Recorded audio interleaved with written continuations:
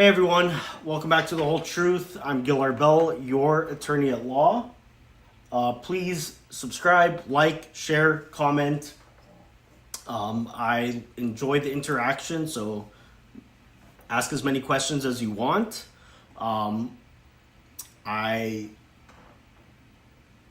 don't think I have any viewers just yet, but I want to make sure that everything is good. So if I have any sound or other technical issues, please just bring it to my attention. I will try to monitor the chat as much as possible. Hold on one second, because I did just do a live and I think that it didn't come out. So I'm just going to real quickly double check my live stream, make sure that everything is good.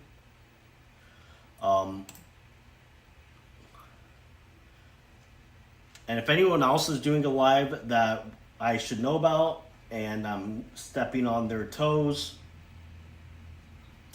please let me know and I will gladly take a break.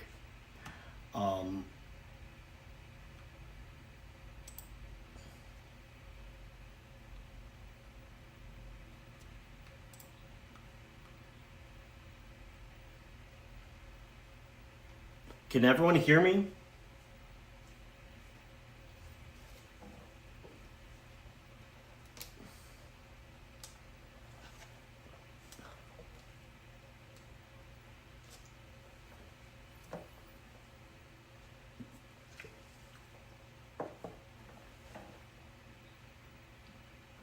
Okay, I'm gonna get started.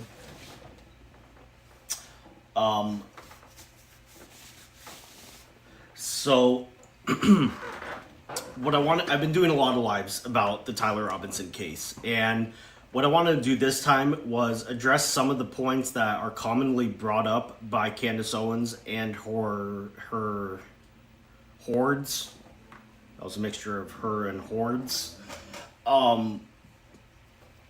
Most commonly, most frequently. And I'm just going to be using Chatgpt to ask it questions.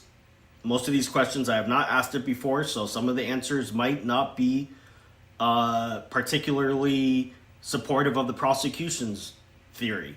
We're going to find out together. Some of the questions I have asked before, but if anyone else has like some other points to make, and the reason I'm doing this is because I want everyone to be able to counter the conspiracy slop as best as possible. I think a lot of it is gaining a lot of traction. As much as we like to think that Candace is just speaking into, a small echo chamber, that's not the case. She has a huge following, and from there, it keeps getting spread out. So let's discuss some of the biggest claims or points that are brought up. So I have on my screen ChatGPT, and the first question I asked, and this is one that came up a few times in the recent debate between her and Andrew Wilson, is that Tyler Robinson's, she kept saying fingerprints, but I think I'm almost certain that what she meant was DNA.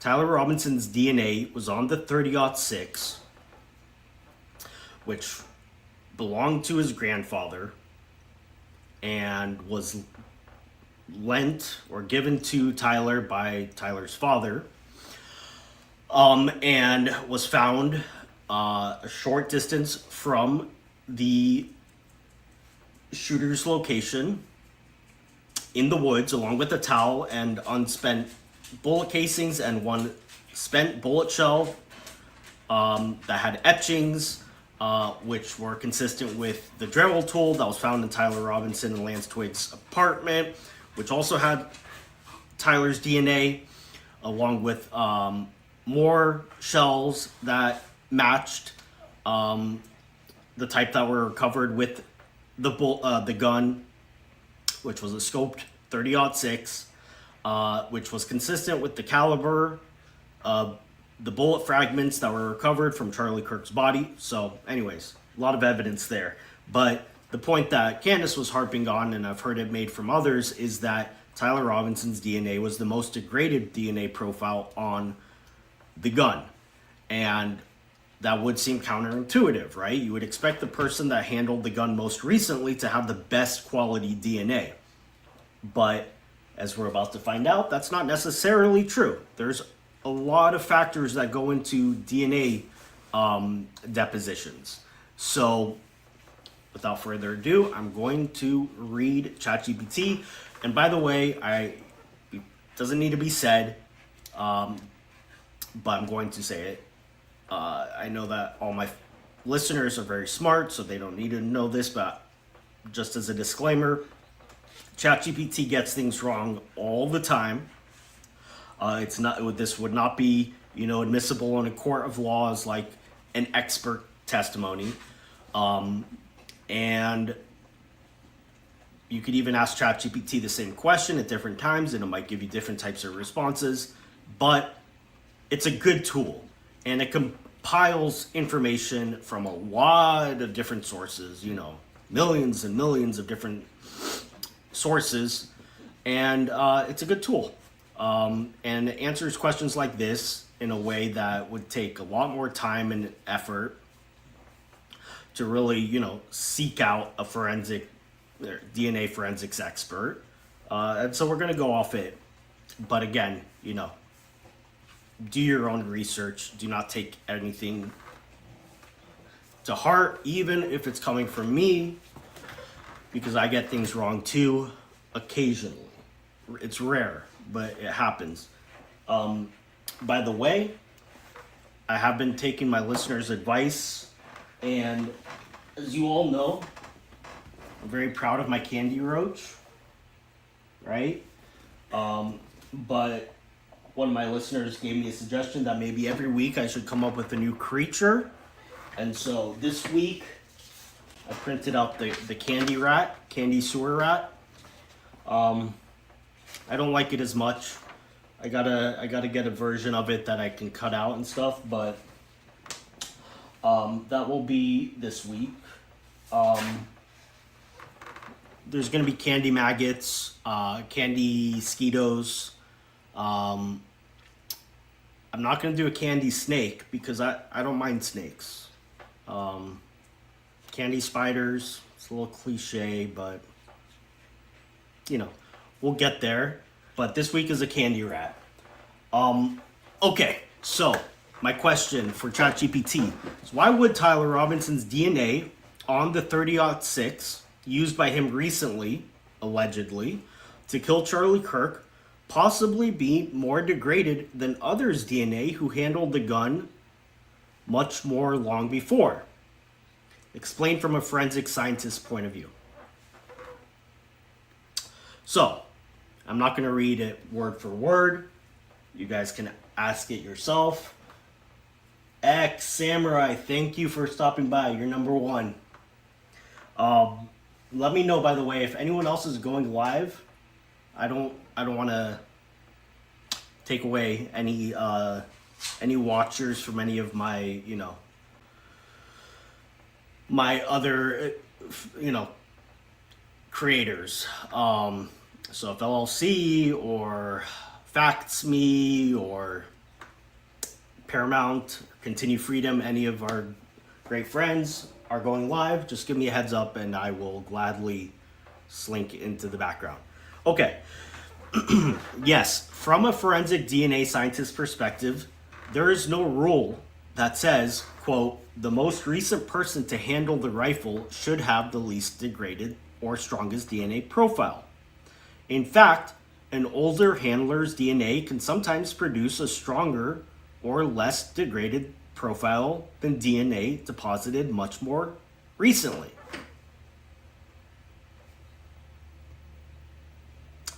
I'm not skipping over anything, to hide anything. I'm just trying to get to the main points. So if I miss something, I'm not intentionally trying to obscure anything. Again, some of these responses that I'm going to be asking questions, some of the responses to questions that I'm going to be asking might not be favorable to the prosecution's case. I don't know. So I'm not trying to, lean one way or the other. I'm just trying to ask questions. Hi, Tanya. How's it going? Thank you for joining. I've been seeing you more and more in my chats, and I appreciate it. Please help me grow my channel. I'm a very small content creator, and I appreciate all the support. So, key concept is age of deposition and degree of degradation are not the same thing. Imagine person A handled a rifle 6 months ago and deposited 500 units of relatively DNA-rich cellular material in a protected crevice. Person B handled it yesterday, but deposited only 5 units of relatively poor quality material on an exposed metal surface. Testing today could conceivably recover a much better profile from A than B. The laboratory generally cannot look at the profiles and simply conclude that B touched the gun much more recently. Several mechanisms can produce that result. Number one, people deposit radically different amounts of DNA. Touch DNA is not literally a fingerprint made out of DNA. It consists of biological material transferred during contact, and the amount deposited varies enormously between individuals and even between different contacts by the same individual. So, in other words, you might handle a gun or any object and for the same exact amount of time, and then I might handle that object for the same amount of time, and someone will swab that object and get much better, like a lot better DNA profile from you than from me. It matters. Maybe my hands are I just washed them. Maybe I'm just not naturally someone that flakes off DNA as much. There's actually a term that I've come across called DNA shedders, and different people are categorized as high DNA shedders, medium DNA shedders, and this is actually like scientific terminology, and low DNA shedders. So different people deposit DNA in different amounts. Now, goes on to say a person with sweaty or moist hands recently touched face, hair, abrasions, or more vigorous contact may deposit substantially more recoverable DNA than someone who briefly handles an object with relatively dry hands. NIJ specifically identifies the high variability in DNA deposited by touch as a major complication interpreting touch DNA. So, older handler, larger initial deposit, substantial DNA survives. Recent handler, tiny initial deposit, weak, partial, degraded looking profile.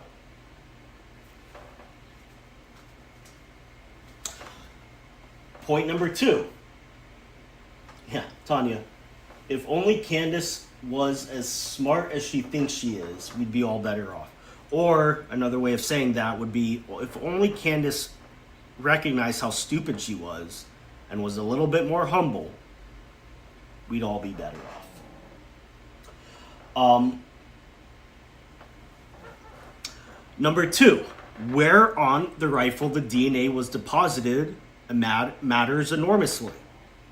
A rifle isn't one uniform substrate. You potentially got steel, wood, polymer, textured surfaces, recessed screws, trigger components, stock, bolt, lever surfaces, scope, sling hardware, etc. DNA deposited in a protected recess may survive considerably better than material deposited on an exposed gripping surface.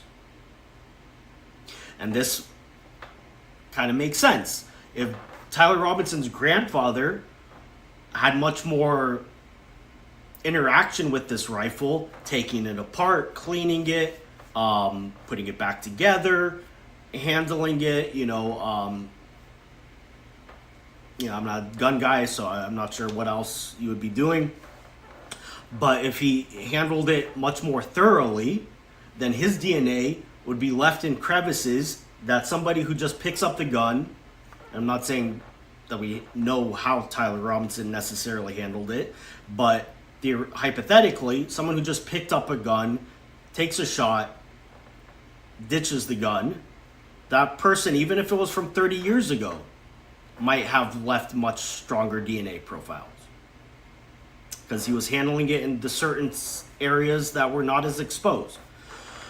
So this is especially important with firearms. Experimental research sampling different firearm components found large differences in DNA recovery, and even when only one volunteer handled the firearm components, single source STR profiles were rarely obtained. The trigger itself rarely produced an informative STR profile. And didn't we get that? I don't know if it was from the trigger or the trigger guard, that a lot of the DNA that was linked to Tyler Robinson, sorry, I have an itchy nose, was recovered.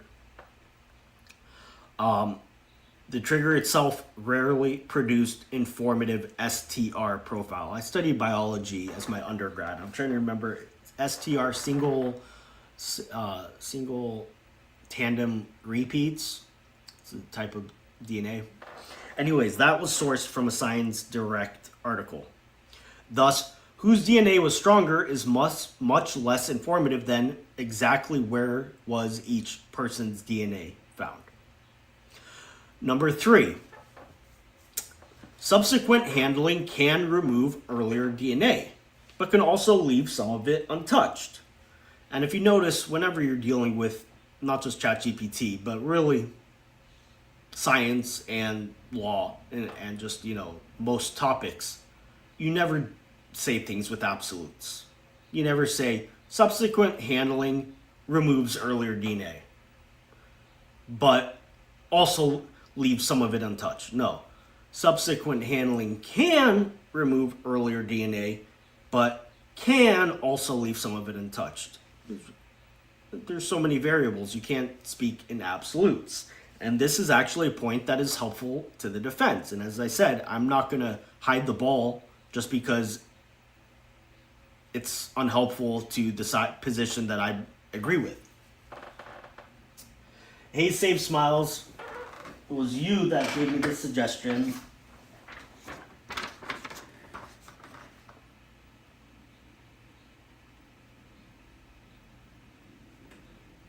I'm gonna do a better version because this one's much better. I'm gonna try and have a cutout, but and if this offends anyone's sensibility, I'm sorry. I don't care, though. I'm not that sorry, because Candace Owens is an evil, evil, evil witch. So I will continue to mock her.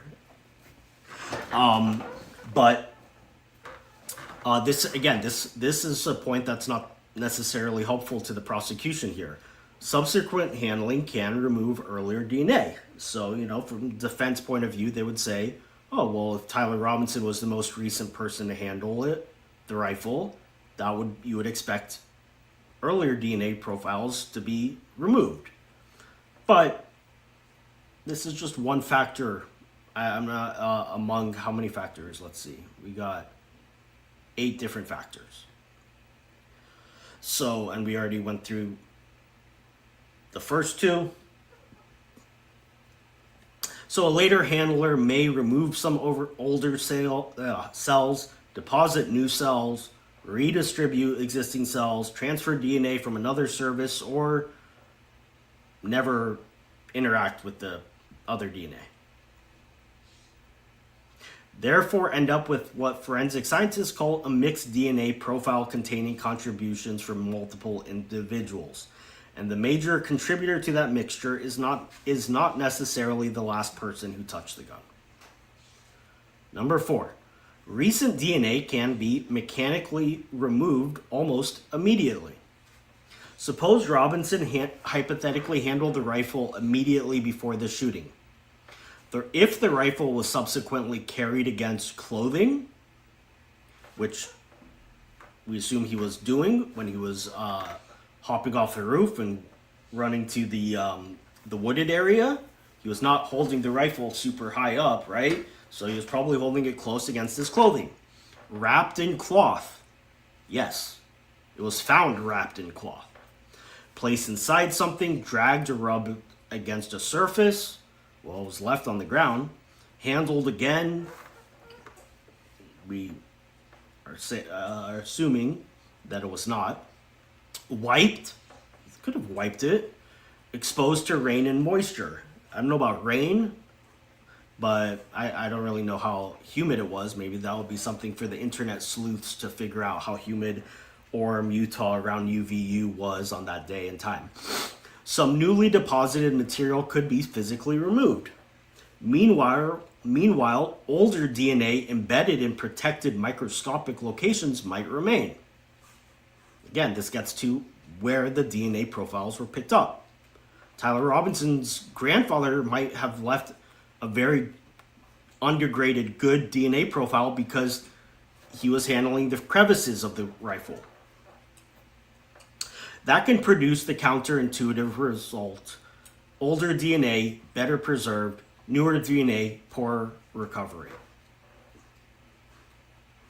Number 5, environmental degradation isn't simply a clock. DNA degradation depends strongly on environmental conditions. UV exposure is particularly destructive. Temperature and humidity also matter. NIJ-sponsored experiments examining touch DNA on stainless steel found that DNA generally decreased with time, but that environmental conditions substantially affected persistence. UV exposure produced the greatest degradation in the conditions studied.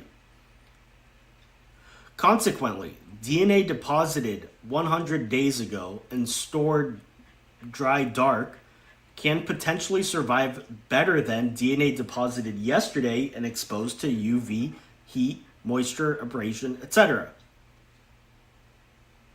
There you have it. Number 6, firing a firearm can adversely affect recoverable DNA, but not uniformly.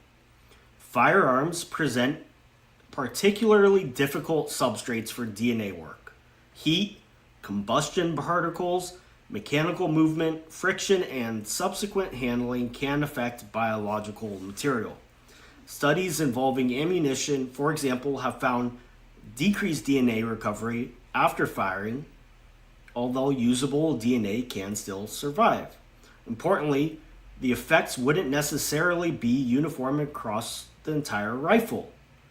Material on one component might experience substantially different conditions than material elsewhere. So Tyler Robinson, being the one who fired the rifle, might have had most of his DNA thrown off right then. Whereas other people that handled the rifle and cleaned it and took it apart and stuff might have left better quality DNA deposits in those crevices. Degraded sometimes partly reflect very low template DNA. This is an important technical distinction.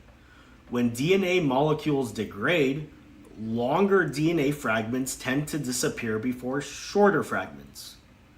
In an STR electropherogram, this can produce the familiar ski slope pattern, relatively strong short loci and progressively weaker long loci.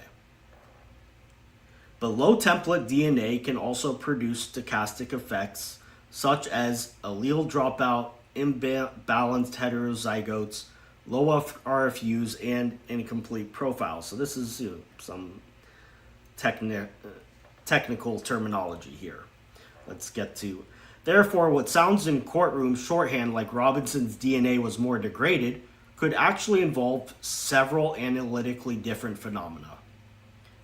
I would want to see the laboratory's actual degradation index, DNA quantification results, electropherograms, locus by locus peak heights, mixture interpretation and stochastic thresholds before accepting the characterization. So if I were to summarize that, just saying that DNA is degraded without any further explanation is, I'm trying to think of a good analogy. It's low evidentiary quality. Who cares? Hold on one second.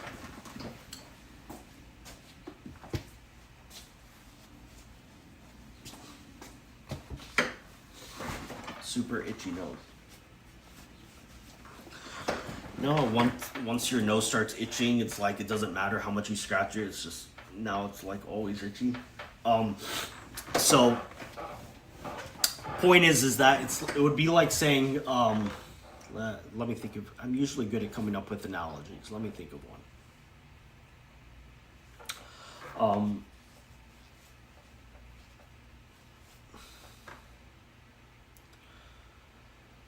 I mean, it would just be like saying something like, that car drove fast as evidence. Like, if you're trying to prove, like, that somebody was driving recklessly, and the evidence you have is, the evidence you cite is someone saying, oh, that car drove fast. It's like, there's so much more to it. Like, what does fast mean? How fast?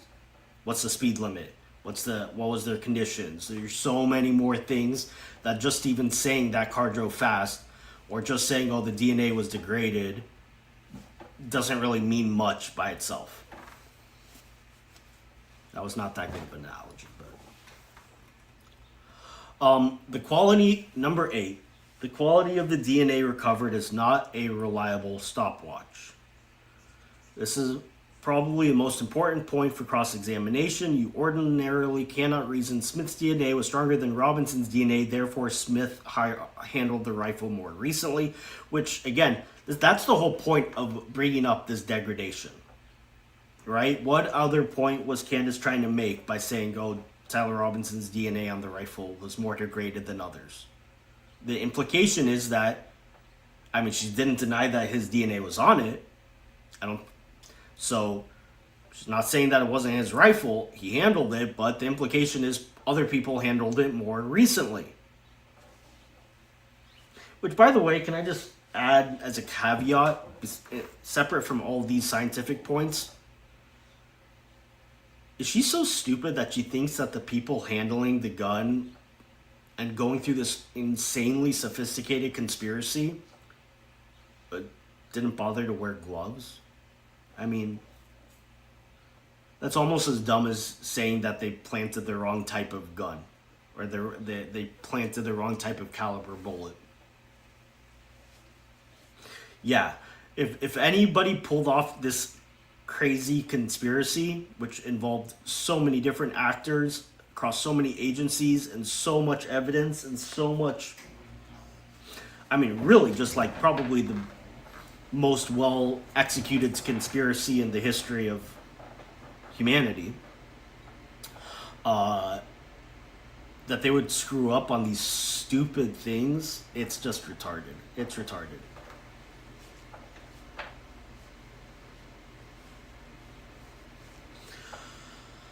So, nor can you safely reverse it. Robinson's DNA was weaker, more degraded, therefore Robinson must have handled it earlier. Yeah. I mean, and this is obvious. I'm sure that anybody who actually is like studied DNA or how it's used in courts, this is just like so obvious that it's almost like who would need to say this. But there's so many variables as to why someone's DNA might be more degraded on an object, even though they handled it most recently. And I'm sure any and every DNA forensic scientist would just roll their eyes if that was even like implied. Firearms are particularly problematic.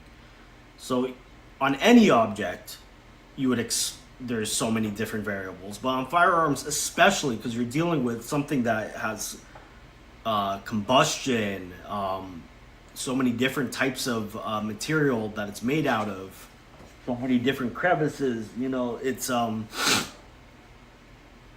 like an especially variable item. So, long story short, Candace Owens' point about DNA degradation is a failure. DNA is not even going to bring that up because it doesn't mean shit. Let's go on to the next one. Hey, Patriot Posse. Angie, Lauren Turner. And I already said hi to everyone else. So, does anyone else have any other questions? Because I was going to ask. Remember, this is this week's version of Candace. I'm going to come up with a better one, though. I like this one more. But what do you guys think? Maybe I'll have a poll. Is she a sewer rat or a cockroach?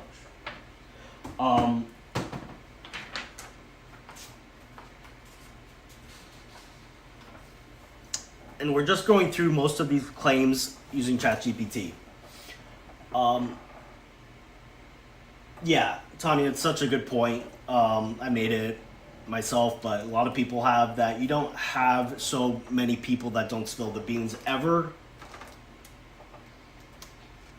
And when it comes to the idea that Israel's behind it, just like if I'm Israel, would I ever risk alienating the number one country in the world, our only friend, really, in the entire world, the biggest superpower,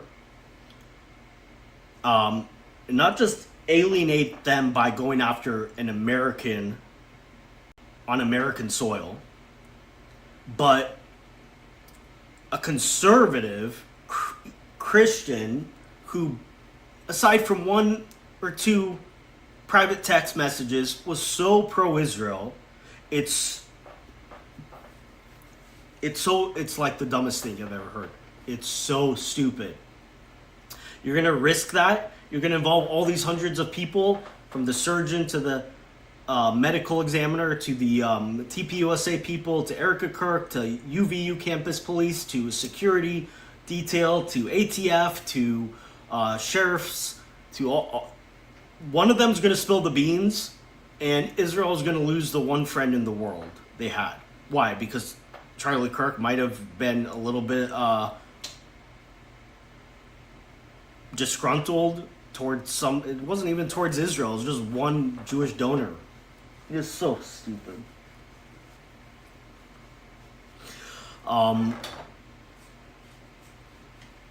But it's all designed to. I mean, it's not all. Candace Owens has her own reasons for doing this. Some of the other grifters, their reason is just money and clicks. Candace Owens obviously has a lot of hatred. I think she has a lot of hatred for Charlie. She's like obsessed with him, but the fact that he didn't return the love, well, it's not love, but obsession. I think she has a deep resentment towards Charlie. But she especially hates Erica. She's just so jealous of Erica because Erica is everything that Candace is not. She's strong. She is God-fearing. She is loved, beloved by good people, by Charlie. She is deserving of sympathy. And she is making a positive impact on the world. So just like basically, she's like the anti-Candace. So that's why Candace hates her. But for a large, I would say the most of the conspiracy sloppers, their motivation is trying to get people to hate Israel and Jews. They don't care about the truth.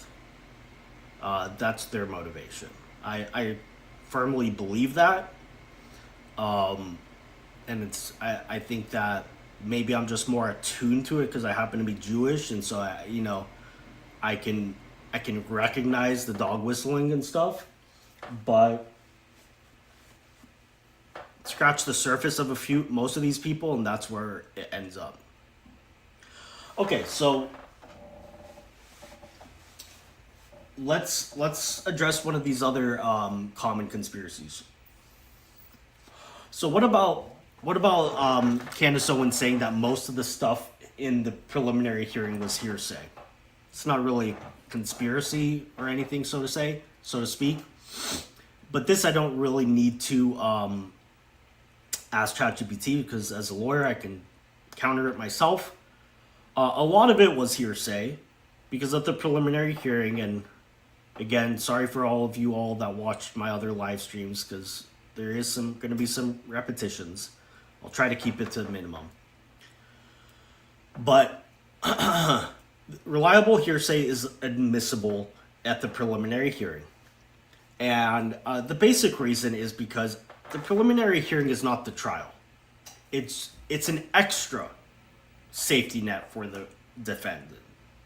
It's not constitutionally mandated, but it's statutorily required in many states, including California where I practice. That's my familiarity. And so it doesn't come with the same constitutional protections, namely the right to confront and cross-examine witnesses. That's the problem that hearsay has, is that you can't bring in evidence or statements by people outside of court without giving the accused a right to confront and cross-examine. But because the preliminary hearing is not a trial, they'll get their trial and they will not be allowed, the prosecution will not be allowed to bring in hearsay, nor the defense, except for certain exceptions. It is allowed at the preliminary hearing, but it's got to be reliable. So, for example, the medical report, that is reliable hearsay. Now,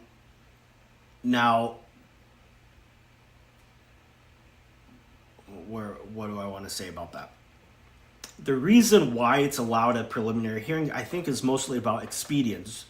You're not going to have a full-on trial with all the witnesses being subpoenaed and having to show up at court and cross-examined. I mean, that will just be a second trial, right? That's not the point of the preliminary hearing. It's just to find out if the person in the defendant seat is the right person and there's some reason to take them to trial. If there's some reason to, then the trial is going to happen, basically. It's almost impossible to win at a preliminary hearing from the defense point of view. But it does happen sometimes. For example, as I explained yesterday in my live, I was able to get one case dismissed at the prelim stage because everything that they were saying, even if it was true, wasn't a crime against my client. She was just associated with those that were alleged to commit the crime. So anyways, that's an example of when you might get a case dismissed. Here, I think that they will get count 6 dismissed. So that's another example of like why the prelim is useful. The court doesn't want to waste time having a trial for things that there's no basis for. And so I think count 6 is the one thing that the defense is going to win in the case, in their brief. It could be wrong, but give me credit if I'm right. Thank you, Safe Smiles. Yeah, no, the U.S. is not Israel's only ally. In fact, actually, Colombia recently just became good friends with Israel now that they got rid of their commie leader. So yeah, you're right. But my point is that if it wasn't for America, Israel would be pretty screwed. And so to think that Israel would risk alienating America by taking out Charlie Kirk, it's just stupid. It's just on its face stupid. They wouldn't do it to take out somebody like Hassan Piker or Tucker Carlson, who all they do is talk about how much they hate Israel. Even that, they wouldn't do that. But they're going to go after Charlie Kirk? That's retarded. It's just retarded.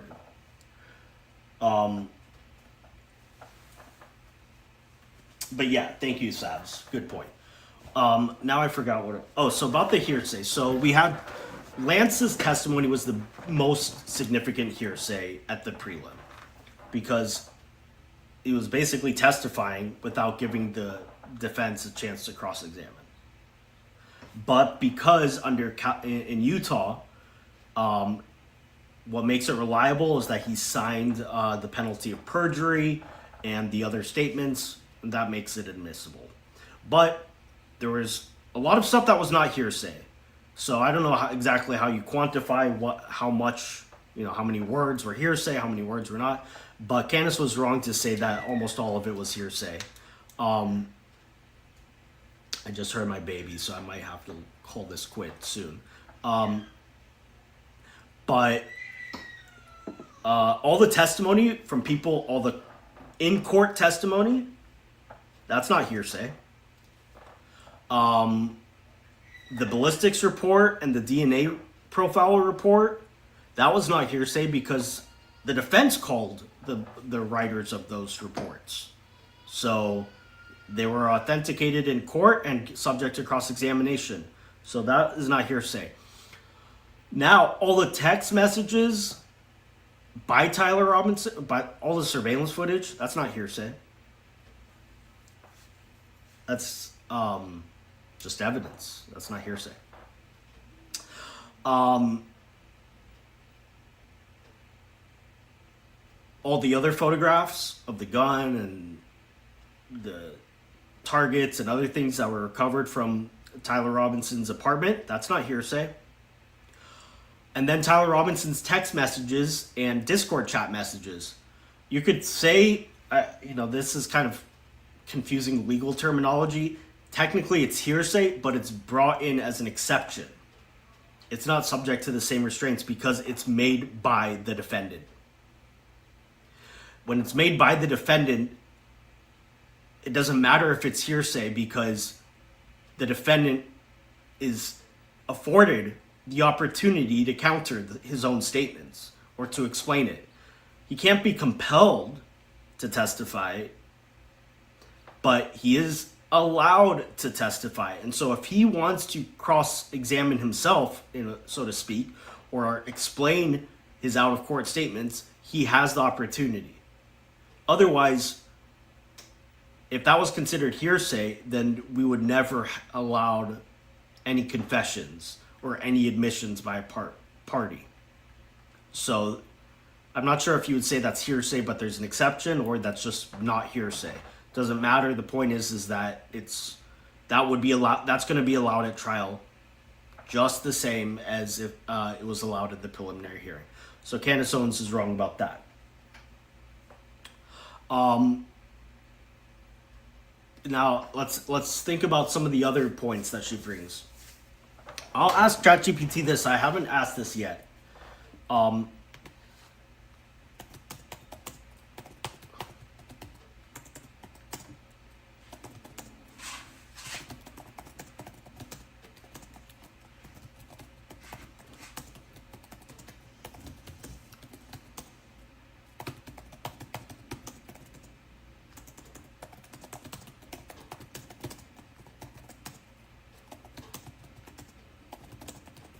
And again, I already gave the disclaimer that this is Chatgpt. This is not error proof. I'm not bringing this into a court of law. I'm just bringing it up for questions. So,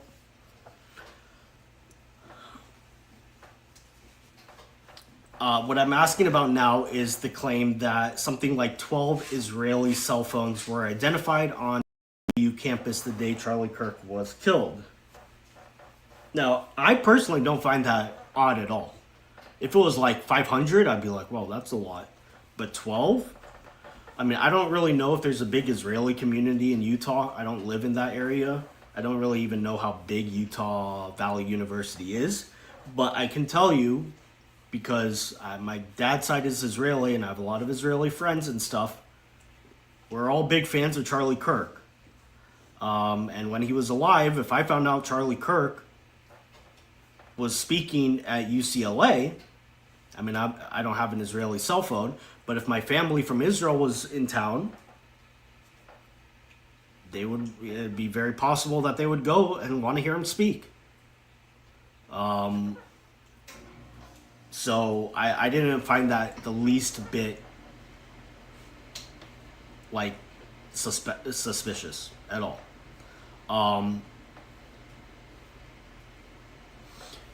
When I travel to other countries, I bring my cell phone, right? Because I mean, usually you just maybe pay for the roaming charges or whatever, what have you. But usually you wouldn't want to like get rid of your phone because you want to be in contact with your family and everything and have your same phone number. And Israelis are very connected, technologically, just in general. I think even like WhatsApp maybe was an Israeli. I don't know. WhatsApp is very popular amongst Israelis. I know that. So it's not suspicious at all that they would have Israeli cell phones. And again, to me, it's just stupid to think that those that are conspiring to do this murder, like presumably Mossad or something, they would just have their day-to-day cell phones. Like,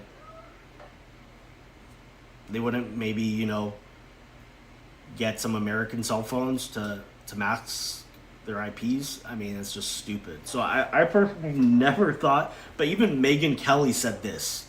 And that just makes me lose respect because I didn't find that to be anything suspicious. Now, so this is Chatgpt. If the factual premise were established, i.e. that roughly 12 to 16 devices genuinely associated with Israel were physically present in a relatively tight area of the UVU campus at the relevant time, it could be unusual enough to investigate. And yeah, I'm not like opposed to investigating it. I'm just saying I didn't think it was unusual. But there's a major problem. I cannot find reliable evidence establishing that premise. Well, that's a big problem. The claim appears to have originated or circulated through Candace Owens and later Tony Seruga. No idea who that is. Owens claimed that the FBI had identified signals from 12 Israeli cell phones around UVU. And I think that she said during the debate, kind of like a Freudian slip, or not a Freudian slip, but just a mistake, that she got this info from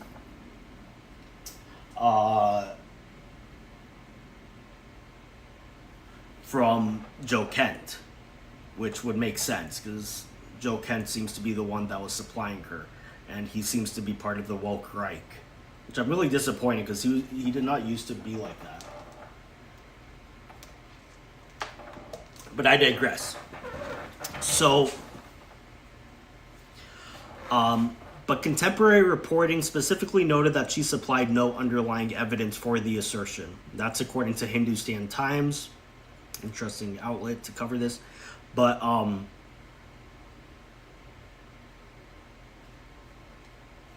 yeah, so this could just be an instance of her just saying this and having no truth whatsoever. A later version attributed to Seruga claims 44 foreign registered phones, 16 Israeli, 13 Chinese, 12 Russian, and 3 Iranian. But the source repeating that allegation acknowledges that the underlying raw data have not been... Okay. That matters because is quote-unquote... This is another kind of... Okay. Quote-unquote Israeli cell phone is technically ambiguous. It could mean a device using an Israeli SIM card, an Israeli carrier subscription roaming in Utah, a device whose advertising slash data history, places its user in Israel and Israeli built. Okay, whatever. Point is that by saying Israeli cell phones, that what do you mean by that? What's meant?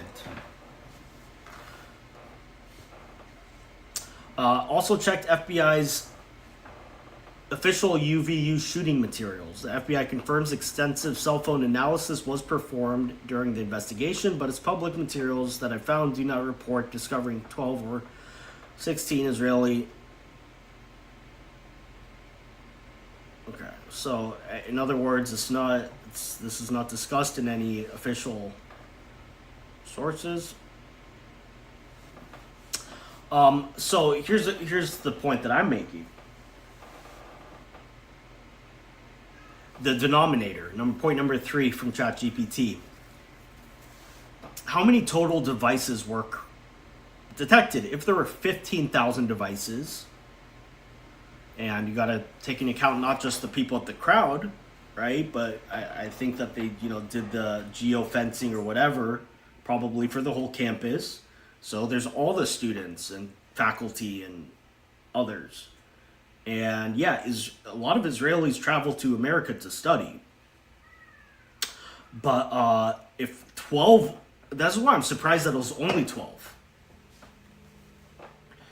12 Israeli associated devices is 0.08%. If there were 300 devices, which we know that there's more, that's 4%. Those tell very different stories, right? So anyways, I thought that was a stupid claim from the get-go. Oh my god, 12 Israeli devices. Why don't you tell me how many Chinese devices there were? Even if there was a lot, I would not take that as being suspicious of Chinese involvement in Charlie Kirk's assassination.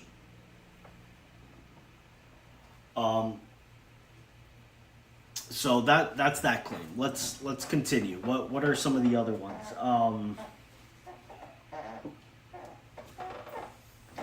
Well, here's one that I know off the top of my head. Candace Owens, according to Candace Owens, it's strange that Tyler Robinson would be so radicalized as to shoot Charlie, because according to Lance Twiggs, Tyler Robinson was not even that politically minded. He was not super into LGBTQ issues. He was not. He was just not that type of person. He was not very. And I find that very interesting that Candace points to that, because in so doing, she's saying that we should take Lance Twiggs' testimony, as credible. Well, you know what else Lance Twiggs testified? That Tyler Robinson admitted to killing Charlie Kirk. So, are you taking him at his word, or are you not? And if anything, I think that he's more likely to lie about the extent of Tyler's radicalism, because to me, that's like if he's trying to escape the spotlight or escape the magnifying glass on himself, he's going to say, yeah, Tyler didn't talk to me that much about politics. Yeah, Tyler didn't, I had nothing to do with it. He didn't talk to me about politics or LGBT stuff. So that would be, he'd have more of a incentive to lie about that than to just lie and say Tyler admitted to it. By the way, I can't really think of a reason why Lance Twiggs would lie about Tyler admitting to it. That doesn't get him off the hook any differently. He could just lie and say, he didn't admit to me. That'd be it. That doesn't hurt him or help him either way. I mean, if anything, he's just being truthful about it because he doesn't want to be caught in a lie about it. But as for what Tyler discussed with him, that there is a reason to lie. He doesn't want to be examined. He doesn't want to alert the authorities that. I mean, I think he's being honest all over. Honestly, my take on Lance is that he might have had a little bit more of foreknowledge than he's letting out, but I don't think he knew that Tyler was going to kill Charlie, and I don't think he participated in it. Anyways, that's kind of a side point, but the point is that Candace Owens is pointing to Lance Twiggs' testimony to say that Tyler Robinson was not that heavily invested in politics, while ignoring the rest of his testimony where he says Tyler Robinson killed Charlie Kirk. It's so stupid. Not to mention all the other things that he testified about with the Dremel tool, the fact that he left early that morning, consistent with the timeline, the fact that he was using a Dremel tool to etch bullets, the authentication of the text messages, his behavior, all this stuff. God, I have this like itchy nose. Excuse me. So anyways, that's an easy one. Candace was stupid for even bringing that up. What was the next point? Some of these points are not something that is really meant to be asked of Chatgpt. I just had another one that I wanted to cross off the list. Oh, okay, so the immunity, she brought up Lance's immunity agreement. Let me make it very specifically clear. He was given immunity only for his statements, not for anything else. He is not, if he has any involvement and any evidence supports that he has any involvement in the cover-up, in the planning, in anything, he is subject to prosecution, Lance Twiggs. All he was given immunity for was the specific statements that he made. And if I'm his lawyer, I would, I know that this is going to, but you guys have to remember that your job as a lawyer is to defend your client. I probably would caution him against even providing these statements, even with use immunity, because it can spur other investigations. But in any case, all it means is that they're not going to prosecute him and then say, the reason, here's the evidence against you, is your statement.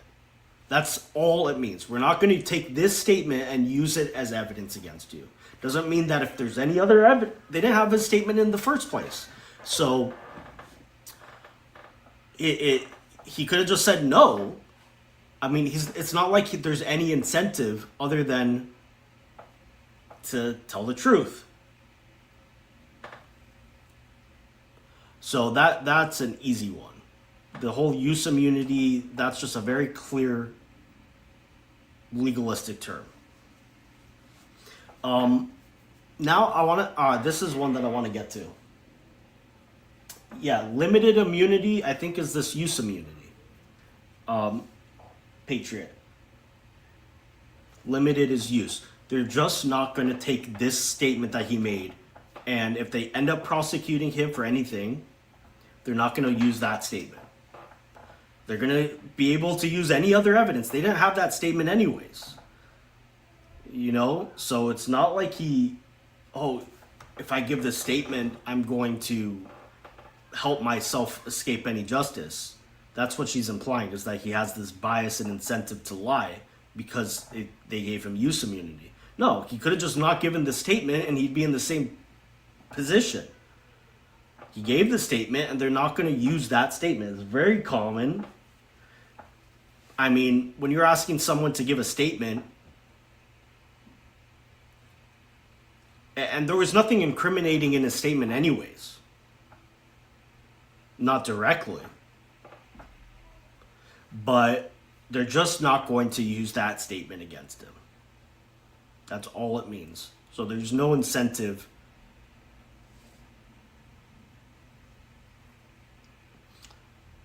for him to lie. Now, this one I want to ask ChatGPT. and I'm trying to think of the right way to prompt ChatGPT, which is about a gag order. So first off, if there's a gag order on, see, I've never handled such high-profile cases where I've dealt with a lot of these issues. By the way, I'm gonna turn on my AC. Sorry for the noise.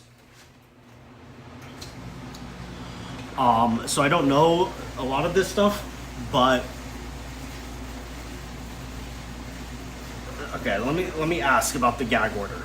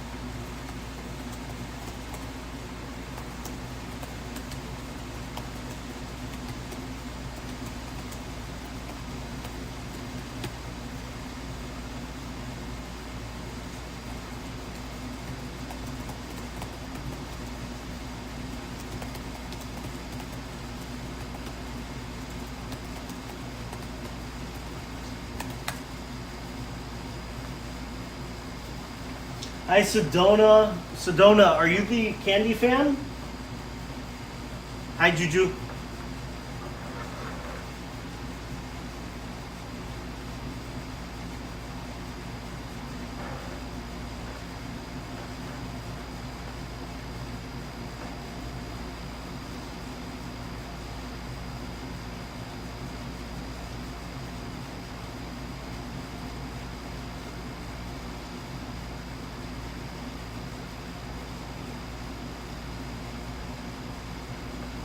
Okay.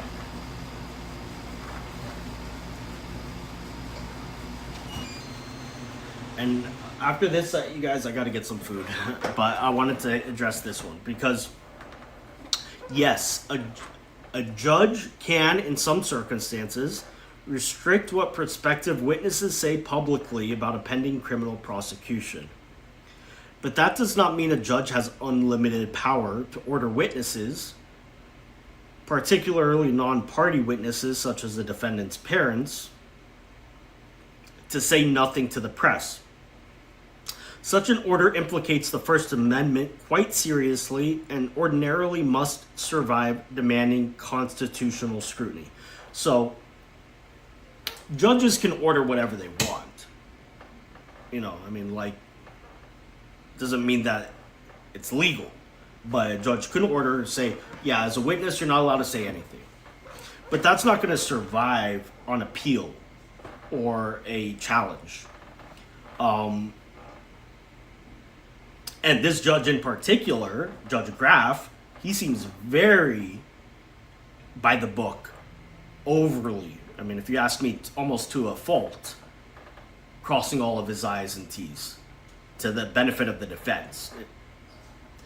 That's why he let the preliminary hearing go on for 5 days. You did not usually get that. But he wanted to make sure the defense had as fair a prelim as possible. So, he cannot tell Tyler Robinson's parents, you're not allowed to go out to the public and say that you think your son is being framed because you might be a witness. Especially in this situation where their statements, or statements being attributed to them, namely that their son Tyler admitted to killing Charlie, are being used by the prosecution. how fair? I mean, just common sense wise, does that sound fair? We're gonna use your statements that we're saying you said that Tyler admitted it to you. We're gonna use that for the probable cause for an arrest and all sorts of search warrants and basically this whole case. That's how it got started. But you're not allowed to. But it's all false. It's all false. You never actually said that. But you're not allowed to even tell people in the public that you never said that. Does that sound like it would be fair? I mean, the law does have a lot of esoteric stuff, but it's not supposed to be like stupid. You are supposed to, common sense does come into play. That's something that if the judge actually issued that gag order, first off, the parents would be challenging that in court on appeal. You could immediately appeal a gag order. They could violate it. Make the judge hold them in contempt. See if the judge would. Go to the public and say, yeah, they're lying. We never said that our son admitted to it.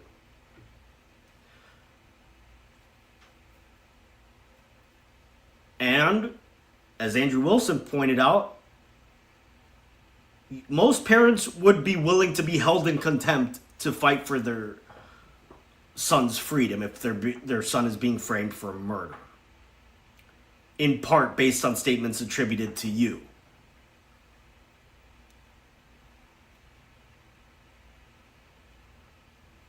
You can't suppress them from that.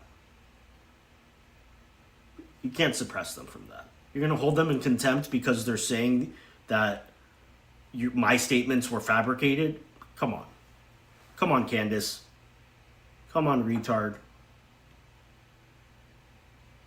Starting point is that a gag order is a prior restraint on speech. By the way, gag orders are not like they're held to high standards, right? And that's what this, as Chatgpt says, prior restraint. So a gag order is a prior restraint on speech. It's telling you what you're not allowed to say ahead of time. By default, these type of things get a lot of scrutiny by the courts. They have to be very, very specific and very compelling. Prior restraints receive extraordinarily serious First Amendment scrutiny. At the same time, courts have an independent constitutional obligation to protect the defendants. This is about protecting the defendants' Sixth Amendment right to an impartial jury. So that adds a layer to it. The prior restraint, the gag orders, much easier and stronger to apply against the prosecution's witnesses, because we want to make sure that Tyler Robinson gets a fair trial, much more so than applying it the other way around.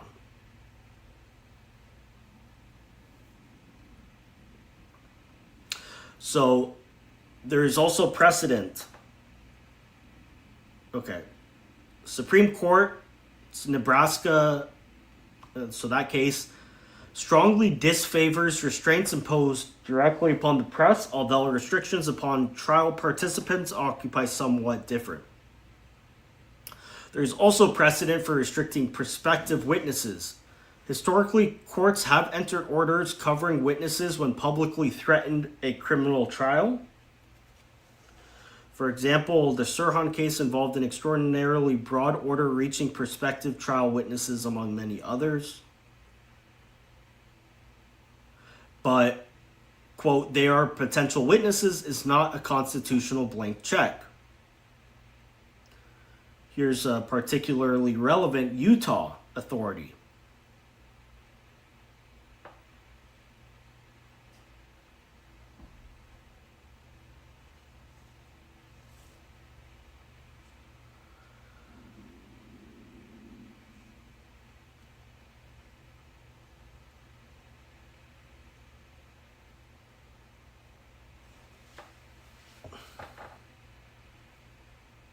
Okay, I'm not going to read everything. But, I mean, the other thing is that we're not getting any statements from the parents. That can't... The judge cannot order them to just not talk to the press. The judge can't do that.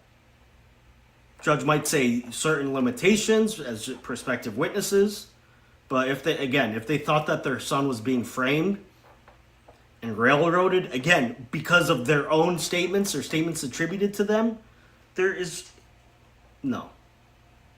At the very least, they would be fighting that right now in court. And yeah, this goes on a little bit too long. I gotta eat some food. You guys, thank you so much for joining me. Please help me grow my channel. Share, subscribe. Love you all.